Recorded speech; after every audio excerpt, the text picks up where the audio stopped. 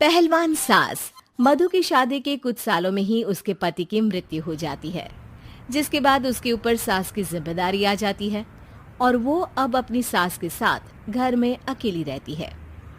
Mummy, नाश्ता बना दिया है, टाइम से खा लेना। दोपहर का खाना शीला आकर बना देगी। मैं ऑफिस जा रही हूँ। अरे क्यों उस टेप रिकॉर्डर पर पैसे खर्चा करती हो? इतना काम मैं खुद भी कर सकती हूँ। हाँ हाँ बिल्कुल। आधे समय तो जोड़ों के दर्द की दवाई खाती हूँ और फिर काम करने की बात करती हो।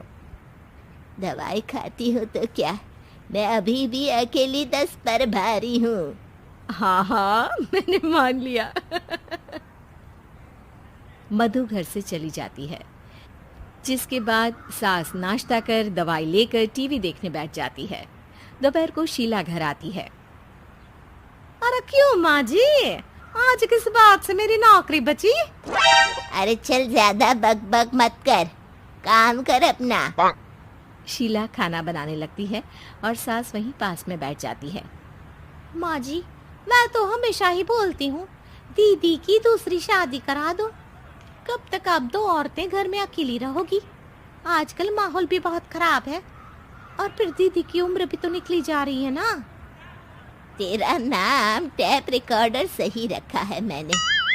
तेरी एक ही बात को रिपीट मोड पर चलाने से वो पूरी नहीं हो जाएगी, इसलिए मेरी बहू से ज्यादा खाना बनाने पर ध्यान दे, नहीं तो कहीं वो भी तुझसे मुंह ना फेर ले और नौकरी चली जाए। क्या माँ जी, आप भी हमेशा मेरी नौकरी के पीछे ही पड़ी रहती हो? तो क्या तेरे पीछे पड़ूं? इसी तरह दोपहर से शाम हो जाती है और शीला अपना काम खत्म कर वापस चली जाती है। अब अकेली सास एक बार फिर टीवी देखने बैठ जाती है, जिसकी थोड़ी ही देर में मधु घर आ जाती है और सास बिना कोई देर किए शीला की बातें उसे बताने लगती है। मम्मी, आप भी ना किसी बच्चे से कम नहीं हो, जिसके पास हमेशा शीला को लेकर कोई ना कोई बात रहती ही है। अब बस भी करो ना, इतनी बुरी नहीं है बेचारी।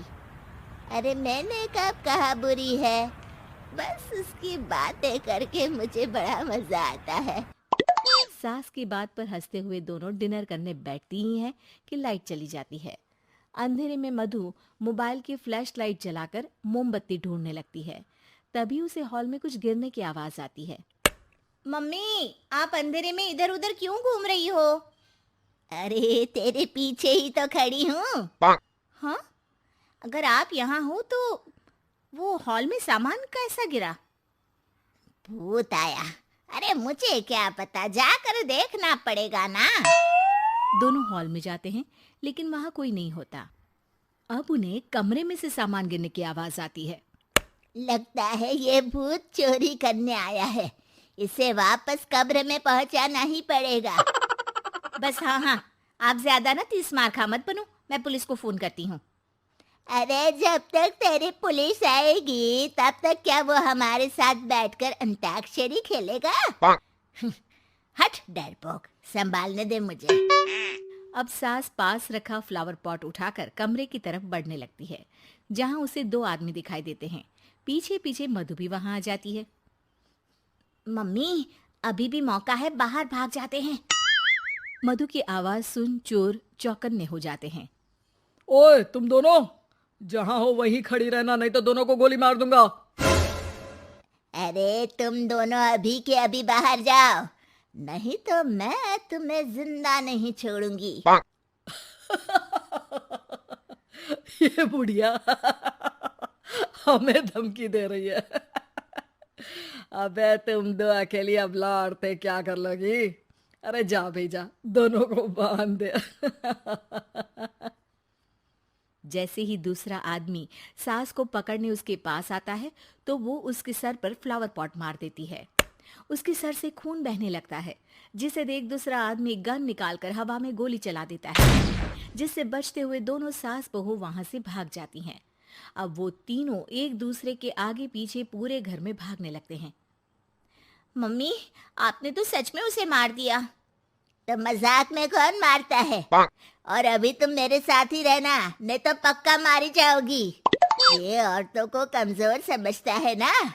आज इसे औरतों की ऐसी ताकत दिखाऊंगी कि ये आदमी पैदा होने पर शर्म करेगा। हाँ? ये अचानक आपके अंदर झांसी की रानी कहाँ से जाग गई?